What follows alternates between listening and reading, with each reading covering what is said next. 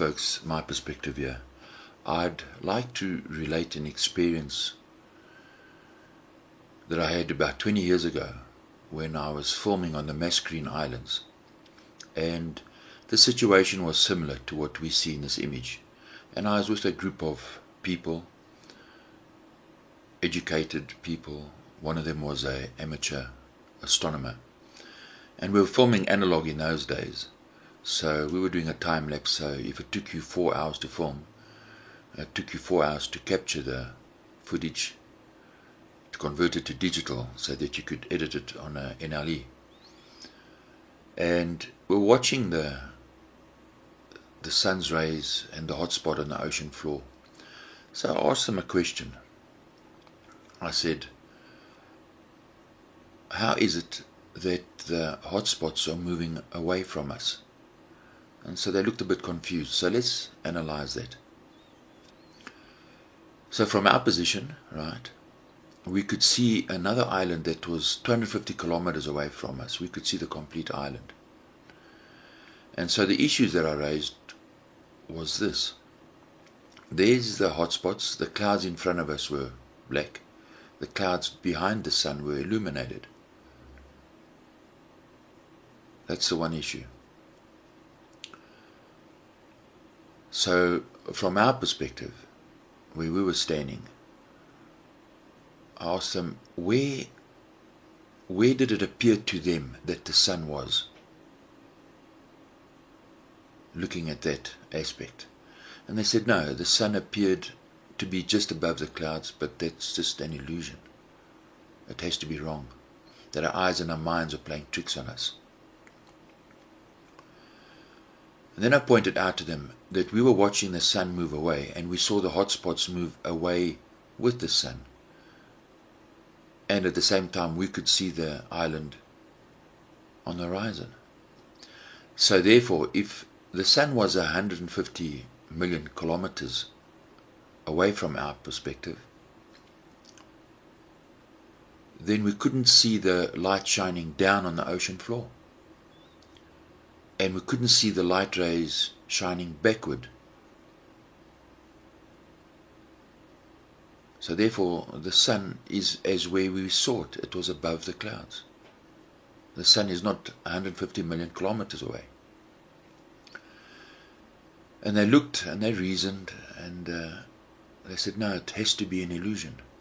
It simply cannot be. Then I pointed out to them, well,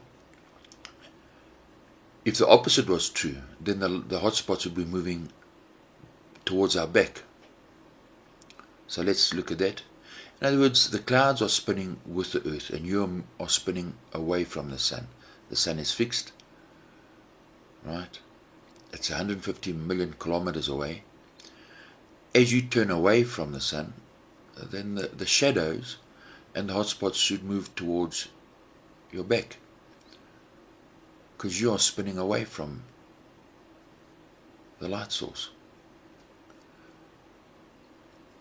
And we weren't seeing this. Right? So the light can't move to your front, it has to move towards your back if you're on a spinning ball.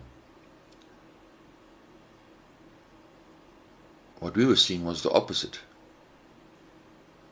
We were seeing the light and the hotspots moving over the clouds into the distance. So this told us that we're not spinning, that the sun is moving, and that the surface we're on is a flat surface.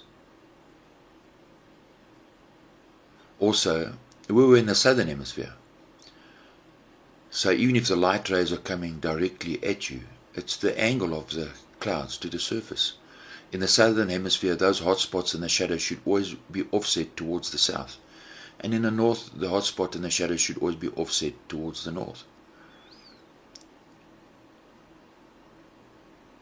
And of course, the hotspots and the shadows should move towards your back as you face the light source. Another issue is, how is it that we could see the entire set of rays? Because you're on a curved ball, you could only see the one side. You can't see around the curve. So most people, you see, for them, when they start to analyze the ball you're living on, it creates issues for them. I will apprehend this culprit within 24 hours. Now we are getting somewhere. And it's only when you analyze and you think about what you've been taught that what we've been taught simply doesn't add up. Let's look at the crepuscular rays. So this issue came up. And of course they said, no, it's just our eyes and our minds that are playing tricks on us. It simply has to be.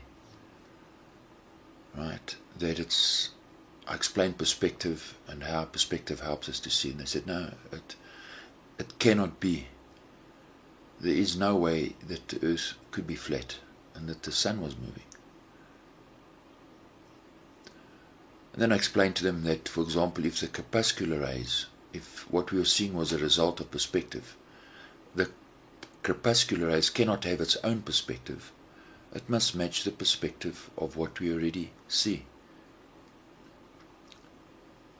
Because what perspective is happening in your eye, the sun cannot operate outside the values of your eye and how our eye sees things.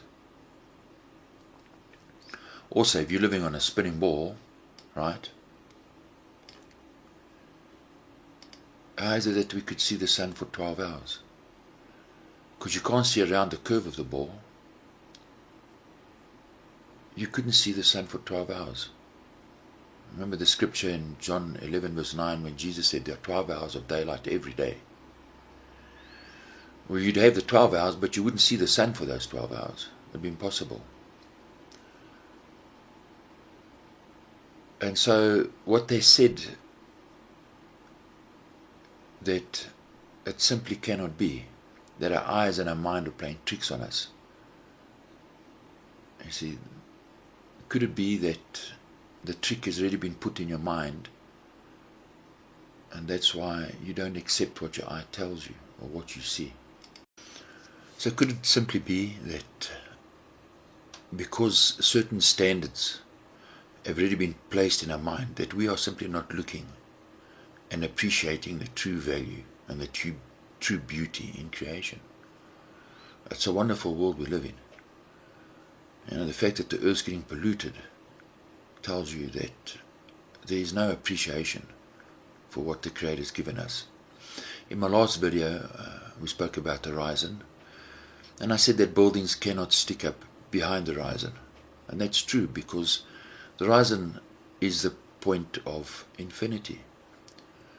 So even if someone argues and says, well, the buildings will be upright and you'll be upright and you can see a curve.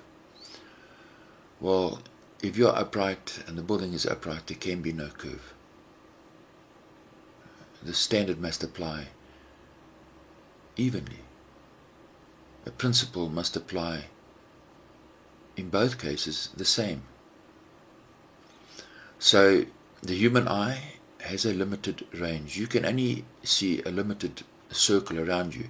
In fact, the word horizon comes from the Greek word meaning limiting circle. So if I use a telescope, the telescope simply extends your view into the horizon. It increases your depth into the horizon. In other words, it's like having a bigger eye. The horizon stays in the same place. So, if you see a building, right, and there's water in front of the building, then you should raise your position. Go into a nearby building, right? Now why? Why am I telling you to do that? I'll give you a few minutes to think about it. Right? The answer is simple. Oh, because what you're seeing is a tidal wave, and your life's in danger, and your life's about to get messy very quickly. So there's no way, unless there's a huge tsunami coming your way, that you're going to see a wall of water in front of a building. It's just not possible. I will apprehend this culprit within 24 hours. Now we are getting somewhere. So remember in the beginning, when the folks that I was with said that our eyes and our minds are playing tricks on us. Well, the trick has been played in your mind a long time ago, right from when you started school. The ball earth, that was when your mind was tricked. Let's take history, for example. We know that they'll tell you the Second World War started because Germany invaded Poland. Well, so did Russia. Stalin invaded the same time, in the same week, right? And they'll tell you, well, we know from history that the two armies never fought each other. They just simply invaded Poland and divided Poland, right? And they'll also teach you history that these two men hated each other and show you a couple of cartoons, right? And common sense tells you that for these two men to mobilize two armies and to build up two armies and attack at the same time and divide Poland, they sat at the same table and they planned this. And what you've been told in history is just lies. Not long after that, Adolf Hitler invaded Russia, and while he was slaughtering Russians, Stalin slaughtered his own people, and no one questioned it, because it's a war, and because what the story you're told doesn't add up. Another story that doesn't add up is evolution. You see, if I told you that lightning struck this tree, the tree fell down the waterfall, and then it rolled down the river, and in this process the parts were made and the parts came together, and you ended up with a guitar that's in tune and that has a purpose, and they take the name of the maker off the guitar, well, they're just simply trying to hide the maker of the guitar. They don't want you to find out who the maker is, because then you're going to want to learn about who made this guitar. That's all evolution is.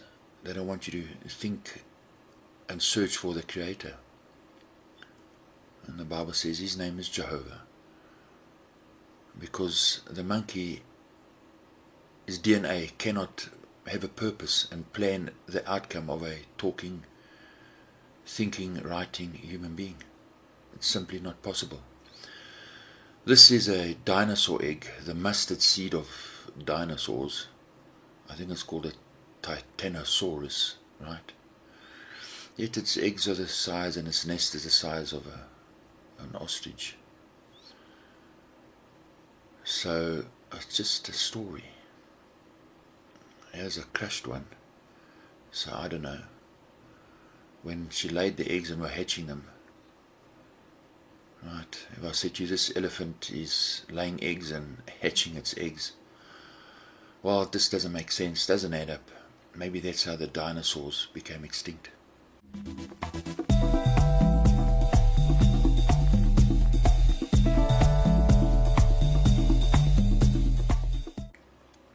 So the point is that I'm trying to make is that